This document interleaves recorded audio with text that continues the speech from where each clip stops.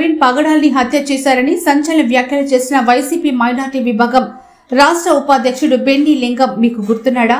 గత వారం రోజుల క్రితం ఈయన చేసిన వ్యాఖ్యలు పెను దుమారాన్ని లేపాయి.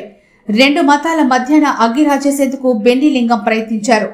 ప్రవీణ్ మరణాన్ని అడ్డు పెట్టుకుని క్రైస్తవులు రెచ్చగొట్టేందుకు బెన్నీ లింగం తీవ్రంగా ప్రయత్నించారు.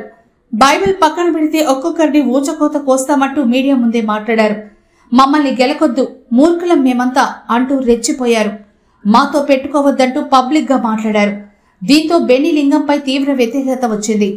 దీంతో పోలీసులు కూడా బెన్నీ లింగం బెండు తీయాలంటూ డిసైడ్ చేసుకుని కేసు నమోదు చేసి విచారణకు పిలిచారు. రాజానగరం పోలీస్ స్టేషన్ కు తీసుకొచ్చి విచారించారు. అయితే మీడియా ముందు రెచ్చిపోయిన బెన్నీ లింగం పోలీసు విచారణలో మాత్రం పిల్లిలా మారిపోయాడట. సార్ ఏదో జనాల్ని చూసి ఆవేశంలో రెచ్చిపోయానని అన్నాడట. మత విద్వేషాలు రెచ్చగొట్టే ఉద్దేశం లేదని రాతపూర్వకంగా చెప్పాడట. ప్రవీణ్ ను హత్య చేశారని అనడానికి తన వద్ద ఆధారాలు లేవని కూడా చెప్పేశాడట. దీంతో నార్త్ జోన్ డీఎస్పీ శ్రీకాంత్ ఇకపై ఇలాంటి పిచ్చి పిచ్చి వ్యాఖ్యలు చేస్తే కఠిన చర్యలు తీసుకుంటామని చెప్పి విడిచిపెట్టినట్లు సమాచారం. అయితే ప్రవీణ్ మృతి కేసులో అవసరమైతే ఎప్పుడైనా విచారణకు రావాలని కూడా బెన్నీ లింగానికి పోలీసులు తెలిపినట్టు చెప్తున్నారు.